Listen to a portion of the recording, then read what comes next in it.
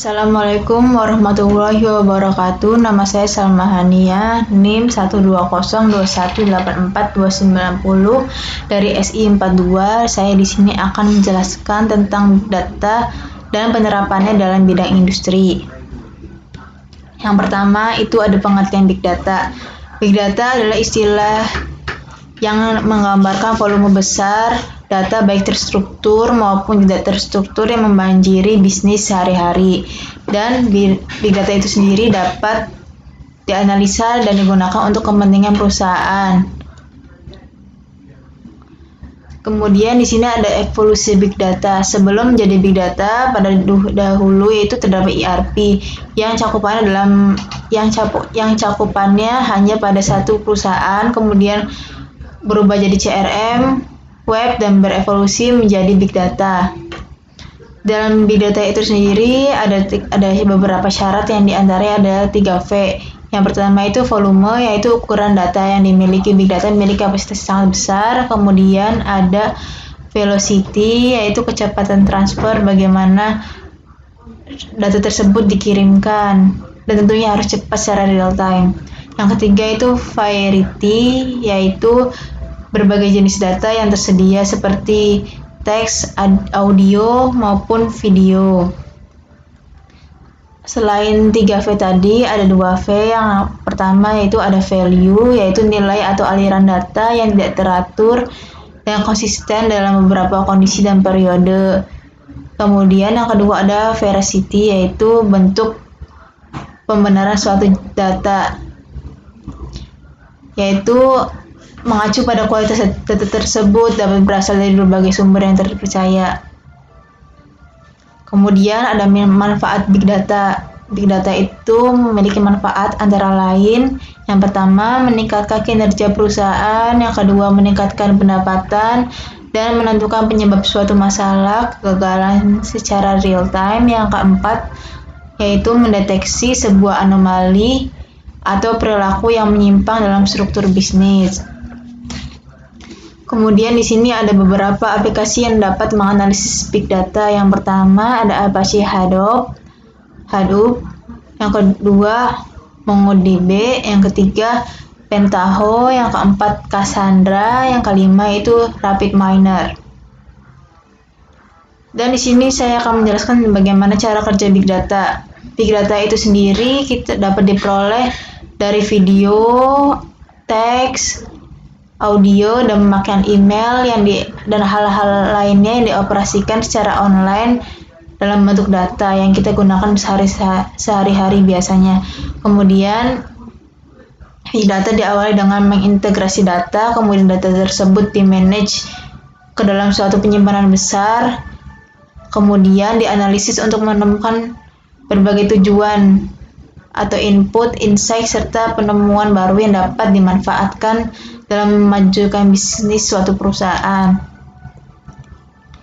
Dan kemudian di sini saya akan menjelaskan penerapan Big Data pada bidang teknologi informasi. Yang pertama itu ada Spotify dan YouTube. Di sini cara kerjanya hampir sama. Pada saat pendaftaran Spotify, pada daftar Spotify bisa mengetahui list favorit kita, lagu-lagu yang sering kita dengar walaupun kita baru daftarnya beberapa hari saja.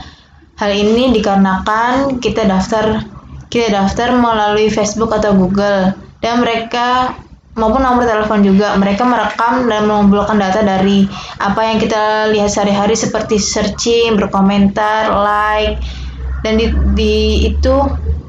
itu mereka olah datanya dan sehingga bisa menampilkan list-list favorit kita. Dan begitu juga YouTube. Di YouTube sendiri pada saat kita menonton video, kemudian kita keluar dari YouTube, lalu masuk lagi ke YouTube-nya. Di situ ada beberapa video yang hampir mirip temanya dengan video yang awal yang kita nonton sebelumnya. Dan kemudian yang kedua itu penerapan Big Data pada industri perbankan, yaitu mengetahui waktu pengguna menggunakan kartu debit bank. Perusahaan mencari data melalui kapan kartu debit banyak digunakan oleh pelanggan, dan kemudian mengetahui kartu debit paling banyak digunakan pada jam 1 atau jam 2 dan mereka menganalisa data tersebut dan mendapatkan tujuannya, yaitu bisa jadi untuk promosi atau evaluasi. Misalkan bank tersebut ada promosi tentang belanja online seperti itu.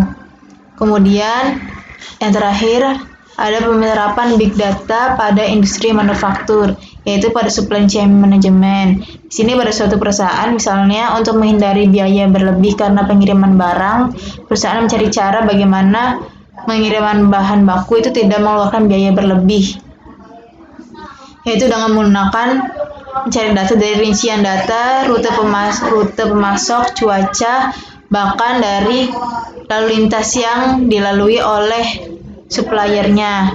Kemudian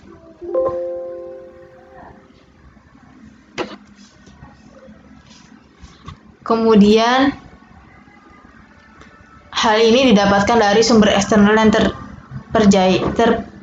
terpercaya oleh perusahaannya. Kemudian dengan adanya big data, mereka melakukan analisa prediktif dengan menghitung kemungkinan penundaan dan kekurangan bahan baku sehingga perusahaan dapat membuat rencana darurat apabila keterlambatan barang itu terjadi. Dan apabila adanya gangguan pengiriman, tetapi perusahaan masih bisa melakukan produksi dan terhindar dari biaya downtime yang berlebihan.